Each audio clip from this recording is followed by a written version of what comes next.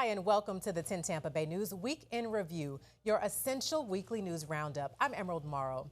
Over the next 30 minutes, we are bringing you important and in-depth stories from across the Tampa Bay area, stories you will not find anywhere else. We start with the Plant City neighborhood in shock Monday after 4 family members are shot and killed in 2 locations. 2 young children and their mother were found on West Teaver Street. Their grandmother died not too far away on North Burton.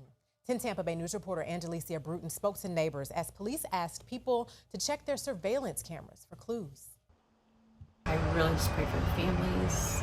In a neighborhood where families play and walk their dogs. Sit out here on the porch all the time. Neighbors say their sense of normalcy has disappeared. We heard screaming like at 3:45 in the morning, little girls screaming. I only heard 2 gunshots about 7 o'clock in the morning, and it jolted me out of bed. They woke up to crime scene tape going up in their community. 7:30 in the morning, I heard sirens heading toward Teaver Street. Then I didn't come back home until about 10:30 last night. Then I noticed the cops and the forensics team was over here. Plant City police say they found a 28-year-old woman on this street, along with a 4-month-old and a 4-year-old, all suffering from gunshot wounds. The children died at the scene while their mother died at the hospital. But that right there hit me hard because I have kids myself. Police also found the children's grandmother dead from a gunshot wound not too far away on Burton Street. A 4th child was found unharmed. We spotted a car registered to a 55-year-old woman parked outside the home with a search warrant visible from the dashboard. The home is registered to a 28-year-old woman and her husband. Police have not confirmed any names, and we are not releasing them. I would see that little girl on the bicycle, and it's sad. Police have not said if any arrests have been made. So is the killer still loose? Is he in custody? For now, a community mourns as police search for answers. So it's scary that if he's still loose, because I have a 4-year-old. Angelicia Bruton, 10 Tampa Bay News. On Tuesday, a judge set bond for the former Temple Terrace police officer accused of causing a crash that killed a 6-year-old girl. The child's mother and 2 other children were also seriously hurt. 10 Tampa Bay News reporter Annie Krall was in court as new details came to light. One of the biggest topics of conversation in this case on Tuesday was not only the acceleration at that fateful intersection, but also the position of traffic. 25-year-old Zachary Krug was arrested in connection to a deadly crash on April 15th. Florida Highway Patrol said a 36-year-old Tampa woman was driving east on East Fowler Avenue with a 1-year-old, 8-year-old, and 6-year-old inside. He was not conducting a traffic stop. There is no record of him doing anything except for logging in to his shift at 3:37 p.m. Defense attorney Ralph Fernandez pointed to Krug being on duty with Temple Terrace Police Department and his lack of a criminal history, along with surveillance and dash cam footage. There was another vehicle. A vehicle was in front, took off, left a patch of smoke, ran a light. He began to follow. Then he stopped. Then he had to give chase as a result of the catch-up provisions, and then the tragedy struck. The lanes were clear. Troopers say Krug was going 104 miles per hour when he crashed into the woman's SUV, making a left turn. Both cars flipped into a ditch, according to FHP. The 6-year-old died at the scene. The woman and 2 other children all suffered non-life-threatening injuries.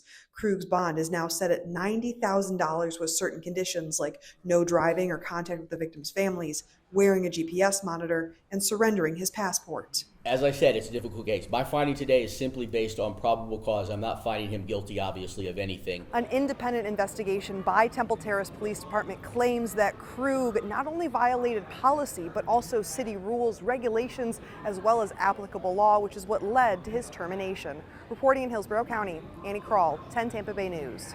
New information this week in a crash that killed 9 people. An investigation by the National Transportation Safety Board says the cause of the crash was the driver's speed, but an improperly installed guardrail contributed to the severity of this crash.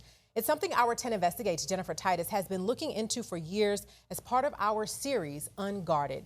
And Jen, because of your reports, guardrails across Florida were fixed. Well, that's if a guardrail is on a state road. The state re-inspected every inch of guardrail on state-owned roads, but not county roads. This crash that took the lives of 9 people, including small children, happened back in August 2024. The thing is, the crash happened on a county road, and that's something our investigation has uncovered. There are many improperly installed guardrails still out there, and it's all because of where they are located. In this National Transportation Safety Board report for a crash that took the lives of 9 people, including 5 children, you can see where the SUV hit a guardrail, overturned, and came to rest, partially submerged in a canal. While it notes the driver was going too fast at 44 miles per hour when she hit the rail, it also shows that the guardrail didn't work like it was supposed to. That's an easily redirectable crash. If a 31-inch guardrail had been there in orientation to the road surface, I don't think that they go into the canal. The driver made a bad choice, but that should not be a death sentence, especially for 9 lives. That's stunning. Steve Eimers has been a guardrail safety advocate for years, not by choice. He wanted to inspire changes along the road after his daughter Hannah was killed after she crashed into a guardrail. Reading the reports, I didn't believe in PTSD till PTSD believed in me. And sometimes reading the narratives can be more difficult than even looking at videos for me. Hitting the end of a guardrail can be a very violent act. Eimers helped us identify dozens of improperly installed guardrails on Florida roads. The state immediately taking action, and they repaired or replaced all those that were done incorrectly or needed attention. But that was just state roads. This crash happened on a county road. At the county and the city level, they have even fewer resources, fewer people that are aware of these things. Loose bolts. Over the years, 10 Investigates has identified improperly installed guardrails in communities from here to Disney. It is a lack of knowledge. It is a lack of understanding of what a guardrail is. This is a highly engineered device. And where this deadly crash happened in Palm Beach County, crews had started a restructuring project to add a shoulder to the curve. It was set to be completed last month, and the existing guardrail is to be removed, and a new, stronger guardrail at the correct height should be installed. Jennifer Titus, 10 Investigates. And 10 Investigates has been checking out potentially problematic guardrails as part of the series Unguarded that prompted a state investigation into what's along the highway and interstates. And you can watch our 30-minute special Unguarded streaming now right here on the 10 Tampa Bay News app. Just look for it under Special Reports under the News tab.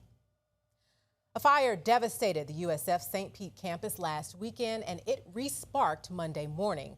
No one was hurt in the fires, but 10 Tampa Bay News reporter Andy Payton shows they started an investigation that closed part of the campus. Tonight, fire crews rushing back to the scene at USF's Marine Science Lab. This is a section of the roof we can't get to clear debris. To extinguish a smoldering hotspot, re-sparking just hours after crews spent the previous 24 battling that raging 2-alarm fire that officials say left the world-renowned lab as a total loss. Doused as much as we can with water. Seems extinguished at this time. The original fire starting around 6 p.m. Saturday with heavy smoke being seen for miles. Look at this. Look at all this smoke pouring out of this building. The cause still under investigation, but early reports of lightning in the area are believed to have played a factor. I could watch the flames and the smoke. I could watch how firefighters worked hard to fight this fire. Chua Min-hu is an oceanography professor at USF.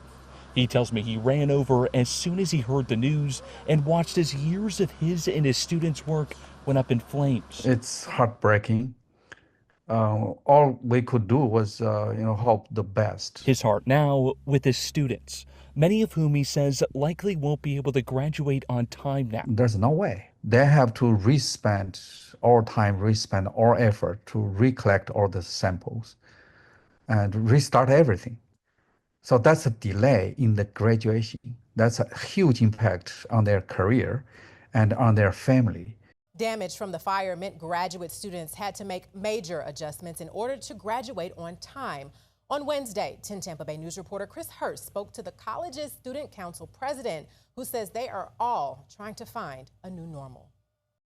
Before the incident, the idea was to study potential deep sea mineral extraction impacts. Just last week, Bella Iannata defended her master's thesis proposal and was set to start fieldwork this summer. Look at all this smoke pouring out of this building.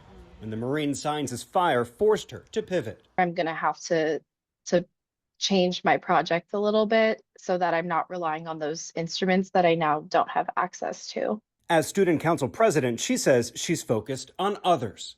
I had time to really be upset and cry about it on Saturday and Sunday, and now it's time to get to work. And that's really the best way for me to feel like I can cope with this, is to try to organize things to help my community recover from this. Fire investigators think lightning Saturday night caused the fire at the Marine Sciences Lab building, one of two for the college. Damage came from the fire itself and the large amount of water needed to put it out. We do have two buildings, and the first responders worked so hard to keep the flames from spreading to the next building, and I'm so grateful for that. Iannata also had an office in the building where she kept mementos of her studies as well as her undergraduate diploma. I would be interested to see how it all fared in the disaster, but I imagine it would be very emotional to see. For now, the lab remains blocked off for students and their professors. In St. Petersburg, Chris Hurst, 10 Tampa Bay News. That was Chris Hurst reporting. On Wednesday, we brought you the tragic update that the dog seen on camera being thrown multiple times on a Tampa street had died. The Hillsborough County Sheriff's Office told us the dog died during surgery to amputate his leg. Investigators say the dog appeared to be a stray and that Imania Davis threw the dog. She was held in jail on a $75,000 bond. The injuries were so extensive they had to do another surgery to try to save his leg. They couldn't. They amputated his leg to make sure he had some mobility and quality of life, and he just wasn't strong enough to survive the surgery. It's just devastating to the vet team and to all of the people here who just love every pet that comes through the door. And the camera that helped catch that attack is one of dozens set up throughout the county. 10 Tampa Bay News reporter Annie Krall heard from the Hillsborough County Sheriff's Office about how the cameras have helped put hundreds of criminals in jail over the last few years. This is the footage that was captured on April 30th near 11th Street and East 127th Avenue. One of our very vigilant operators who was observing all of our eye on crime cameras around the area was watching some behavior that she found disturbing, leading to the arrest of 33-year-old Imania Davis. But she's not the only one. The question has become, how often does the Hillsborough County Sheriff's Office actually catch suspects thanks to these eye on crime cameras? We do catch it a lot. We catch a lot of criminal activity. We catch activity where we have people that say that they were robbed and someone stole their prescription drugs and they need more. And we can go back when they report it and say, no, you didn't. When did it happen? We went back, no such thing happened. In 2021, the Sheriff's Office said they already had more than 100 eye on crime cameras located at intersections throughout Hillsborough County. HCSO pointing to 226 stolen cars worth more than $3.4 million being recovered and more than 219 people being arrested back in 2020, thanks to the Eye on Crime Network. These cameras have flashing lights. You're on camera here. We let them know they're under video surveillance. We know that deters crime. She knows there's a camera in the area. She sees a bunch of people around her, and she still acted the way that she did in such a violent manner. Annie Krall, 10 Tampa Bay News. New legal challenges are calling Florida's new congressional district's map into question. The map has direct implications here in the Tampa Bay region. And 10 Tampa Bay News political reporter Andy Payton looked into a lawsuit filed less than 24 hours after Governor Ron DeSantis made the map law. Tonight, legal challenges looking to overturn Florida's new congressional redistricting map, calling it one of the most extreme examples of partisan gerrymandering in American history. It comes less than 24 hours after Governor Ron DeSantis signed the new map into law and is filed by the Equal Ground Education Fund. As we rally at the people's capital. a group we met outside the Capitol during last week's special session. They want to rig maps so that they can pick their voters instead of voters picking their politicians. The map first proposed by Governor DeSantis would likely give Florida Republicans a 24-4 edge in Congress after November's midterms by flipping 4 seats, 2 in Miami, 1 in Orlando, and 1 in Tampa, District 14, which is currently represented by Democrat Kathy Castor.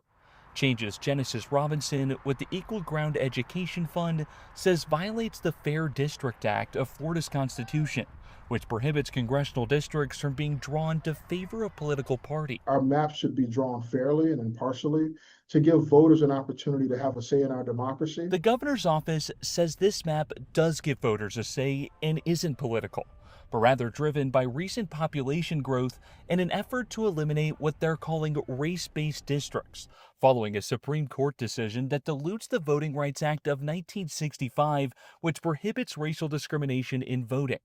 But could this lawsuit block the map before November's midterms?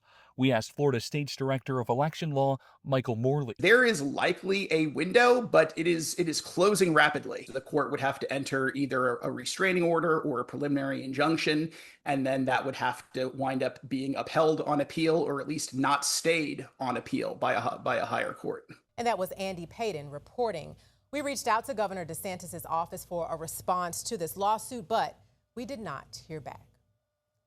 This week, gas prices are on the rise. On Wednesday, the average price per gallon in Florida was $4.46. That's 30 cents more than just 1 week ago and nearly $1.50 more than 1 year ago.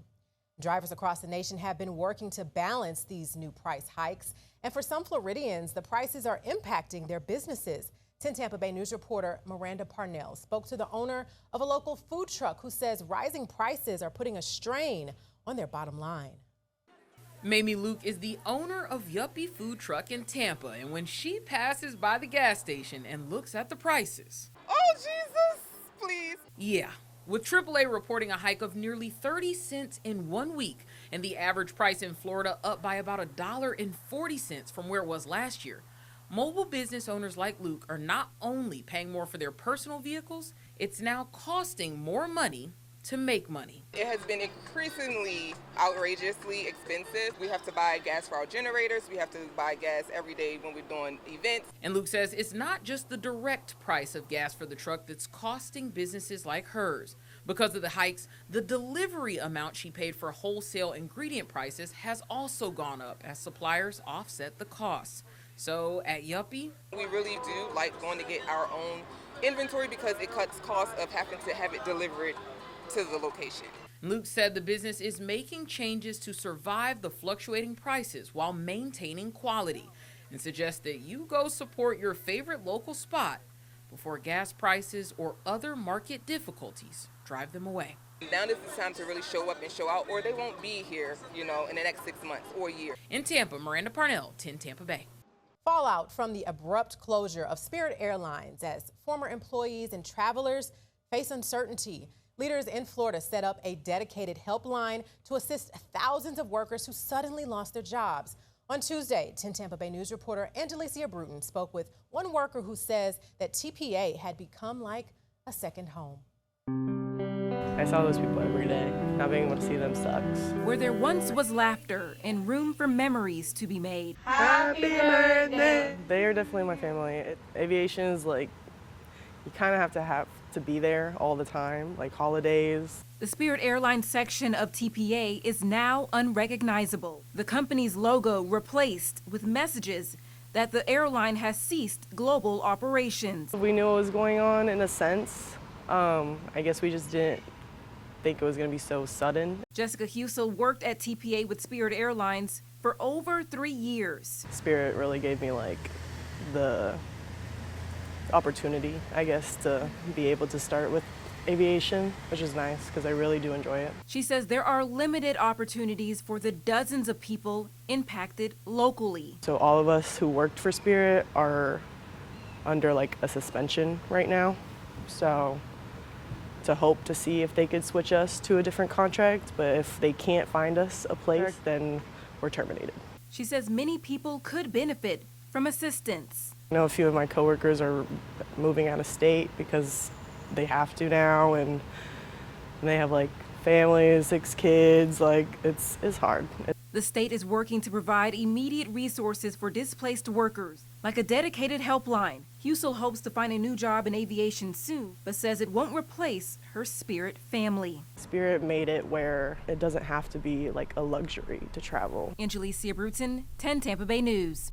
On Tuesday, the Tampa Bay Rays and city staff told the Tampa City Council that concerns over funding a new stadium will be taken care of. That's despite no formal agreement in place. The pitch is for a ballpark plan that costs more than $2 billion across the street from Raymond James Stadium. The Rays say they need $250 million from the city and $750 million from Hillsborough County, secured by the summer to finish construction in time for the 2029 season. But as 10 Tampa Bay News reporter Chris Hurst shows, council members at a workshop Tuesday said they are not just going to be a rubber stamp. We get the opportunity to make a bold investment in this community that is so much more, and you get a Major League Baseball team to call Tampa home forever. The Rays have a vision to transform the Hillsborough College campus on Dale Mabry into a city within a city. Not only a stadium, but a new college, shops, and condos. This is a revenue discussion. This is a discussion about money and how we spend it. Public funds would only be used for the ballpark. $250 million from the city using bonds based on 3 tax sources. Money will not, cannot, and shall not be taken from any public safety program. The half-cent community investment sales tax already has a $1 billion transportation and public safety project list. A deal would need $80 to $100 million extra from the CIT. How are roads today? Nowhere near anything but poor. And you're asking me for money? There's a backlog of roads not being paved, sidewalks not being built, parks not being built. We've got 20-year-old fire trucks. We have fire stations that are falling apart. Other sources would be a portion of property taxes in the area and tourist money from the hotel tax. Tonight, public safety leaders echoed concerns that funding a stadium could put their projects at risk. Any memorandum of understanding must include firm guardrails that protects public safety resources. Those protections are not optional, they are essential. And that was Chris Hurst reporting. Lakeland homeowners will soon pay 120% more to tackle a growing flooding problem. City commissioners approved a long-term plan Wednesday to boost stormwater fees, aiming to fund tens of millions in overdue drainage and water quality projects. 10 Tampa Bay News reporter Eric Glasser explains how much more people will have to pay and why some are concerned. Well, Lakeland city leaders say this is about preparing for the next storm because after the hurricanes of 2024, they know it's not a matter of if, but when. Aye. Aye. Aye. Lakeland commissioners voted 6-1 to raise stormwater utility fees 120% over the next decade. That means a single-family homeowner paying roughly $116 a year now will have to pay about $257 by 2036. It pays for about $35 million worth of drainage, capital intense, projects, and then there's about a remaining $15 million that would go toward, water quality. We're coming into hurricane season again, and it definitely something needs fixed. Right now, the city brings in about $9.3 million a year from stormwater fees, but nearly all of that goes to day-to-day operations. Not nearly enough to tackle the estimated $69 million in projects that the city identified after the 2024 hurricanes. I think even if we had $70 million today, we could not do all of these projects. The fee hike is a bitter pill for many neighbors in communities around Lake Bonny. Flooding left homes there surrounded by water for weeks. Well, the projects are needed, but we're struggling right now financially. They're already charging us an exorbitant amount as it is. And even at that, several commissioners expressed concern the plan doesn't go far enough. Not only is it going to get more expensive, but what would the storm cost us if we get impacted by another storm? City leaders call this a compromise, balancing the need for urgent fixes with the cost to homeowners and businesses. The first increases are expected to roll out gradually starting later this year. In Lakeland, Eric Glasser, 10 Tampa Bay News. Pasco County Schools is considering a new policy that could send your child home if they're not potty trained. As 10 Tampa Bay News reporter Andy Payton showed you on Wednesday, school leaders say it's an issue that's left them with no other choice. Yeah, there are certain skills that students will pick up in the classroom and others that they're expected to learn at home. Here in Pasco County, they'll teach you how to read, they'll teach you how to write, but when it comes to using the restroom, they prefer that one is taught at home.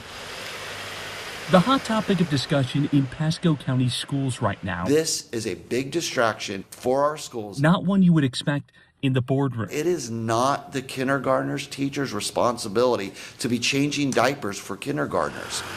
Over the course of the last few years, the school district says it's seen an increase in students at the kindergarten level that are showing up to school unable to independently use the restroom. We need our parents to understand that it is not okay and that we will be taking action. He says it's worsened since the COVID-19 pandemic, estimating that right now at least 10 students in each of their 52 elementary schools aren't potty trained. Because of that, the district planning to implement a mandatory policy ahead of next school year that would require students to be able to independently use the restroom and also allow them to send any student home for up to a week to receive proper training. For students that have developmental challenges, we'll have accommodations and systems in place for those. We reached out to a number of school districts across the Tampa Bay region to see what their policies are. And of the ones that got back to us, the results were mixed, with Pinellas and Hernando saying they do have a policy that requires students beginning in either pre-K or kindergarten to be able to use the bathroom independently.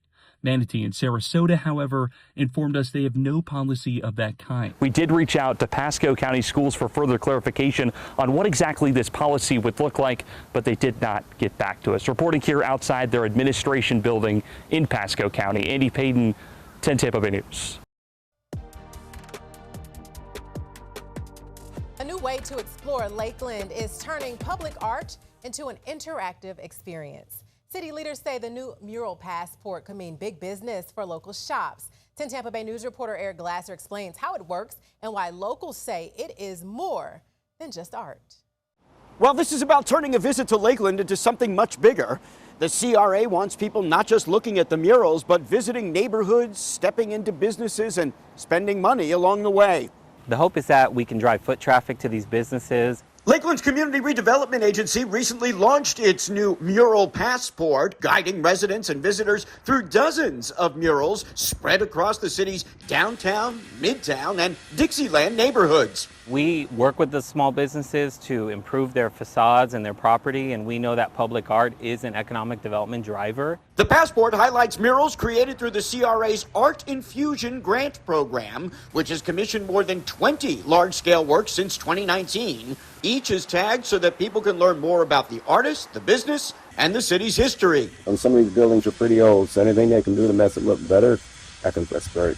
It spurs conversation. People just love it. Business owners like Stephen DeBatz can't say enough good things about the mural on his antique store. I had a young lady that was a TikToker that she heard about it, drove up here 2 hours to come see it, and came in through the store. They come into Lakeland and they wander all around looking for different stuff. Participants can pick up a free passport at locations like City Hall, the Chamber of Commerce, or any of the participating businesses. Visit at least 15 locations, post your stops on social media, and you can earn a free branded canvas tote bag. We're not limited to murals, and we hope to see all forms of art, whether it's sculpture and other mediums.